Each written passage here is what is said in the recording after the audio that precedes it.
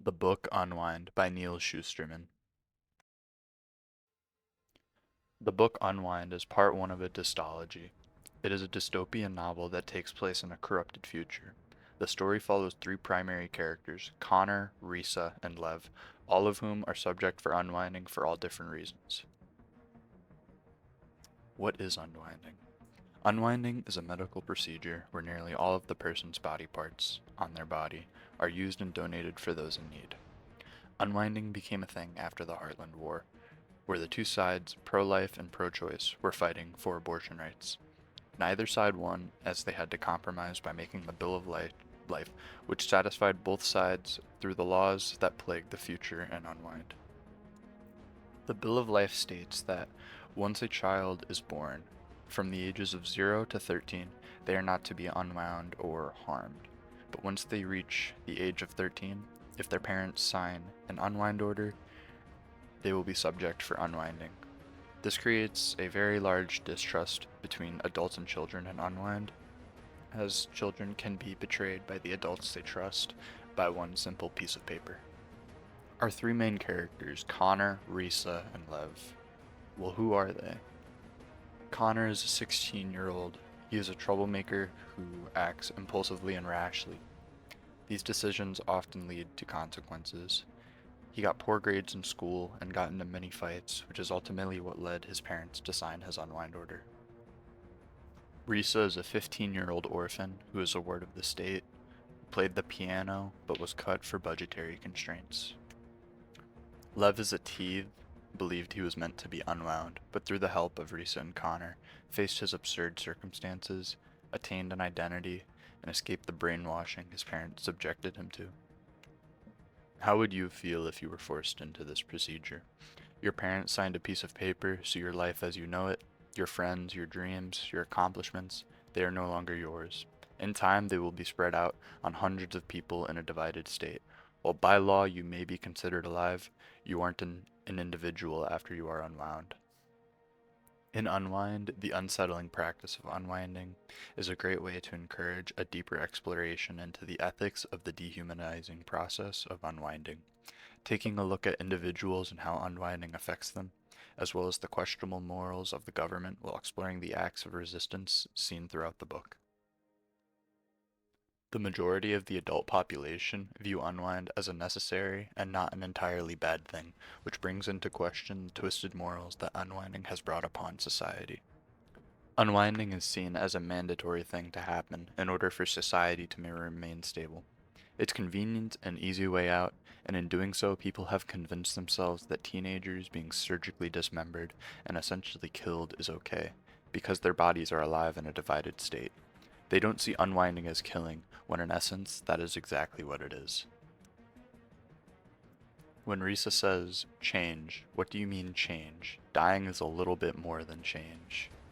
The adults around Risa correlate the idea of being unwound to change, and Risa says it is the equivalent to dying, in which the adults in the room respond with, please, Miss Ward, it's not dying, and I'm sure everyone here would be more comfortable if you didn't suggest something so blatantly inflammatory.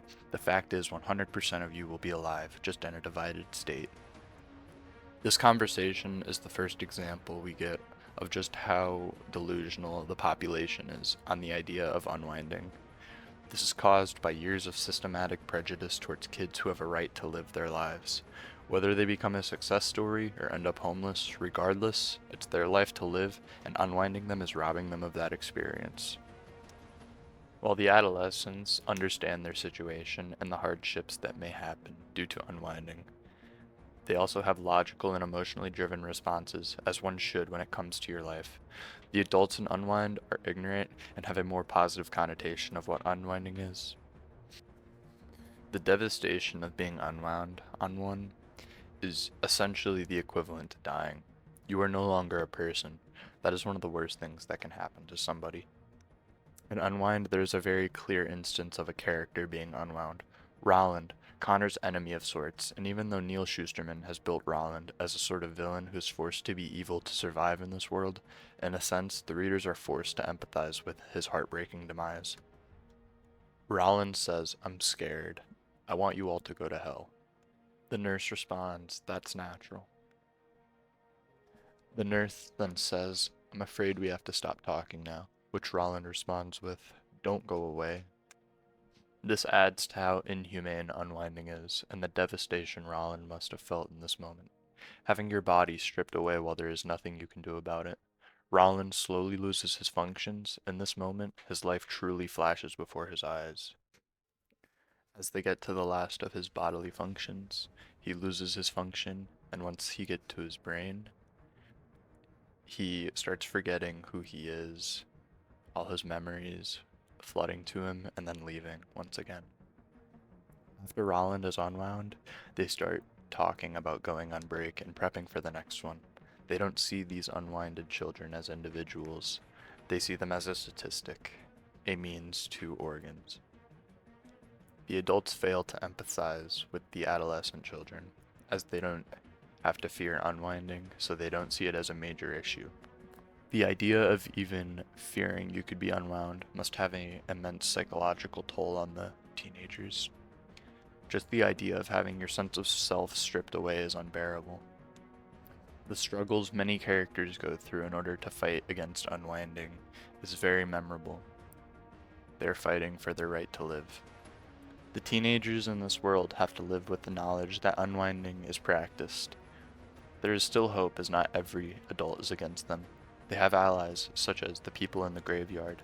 The graveyard is a sanctuary for the unwinds, where once they make it there, they are given protection and shelter until they turn 18. The graveyard itself is a symbol of resistance against the oppressive system of unwinding. It is a group effort spanning over many safe houses and individuals, all trying to make a change and save some kids' lives. This is illustrated when in the book it says, "Only now does Risa take a deep breath and release it along with a month's worth of tension. Only now does she allow herself the wonderful luxury of hope."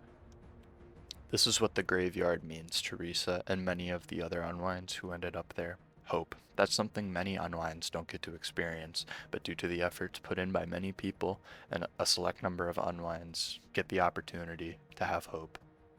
The graveyard symbolizes hope for many unwinds, and that's due to the collective resistance of many people that allows for these unwinds and their absurd circumstances to have a glimmer of hope.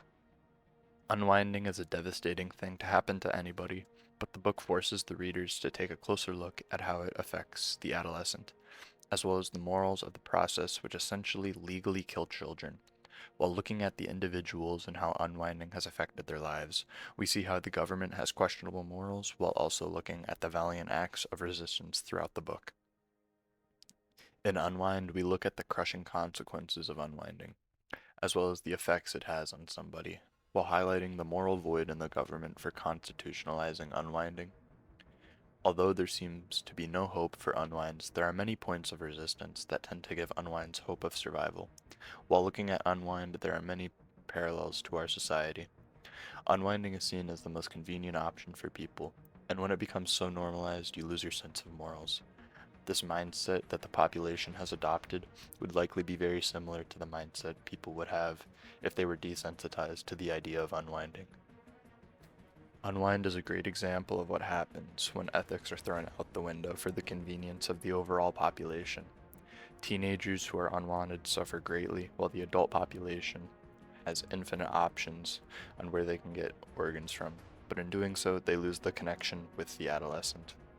As they are living in fear of getting unwound, what are instances in where societal morals are thrown out the window for well-being? What is the line that we collectively should draw? Unwind is a great example of this being taken to the absolute extreme. Legal killing in the pursuit of convenience for the population.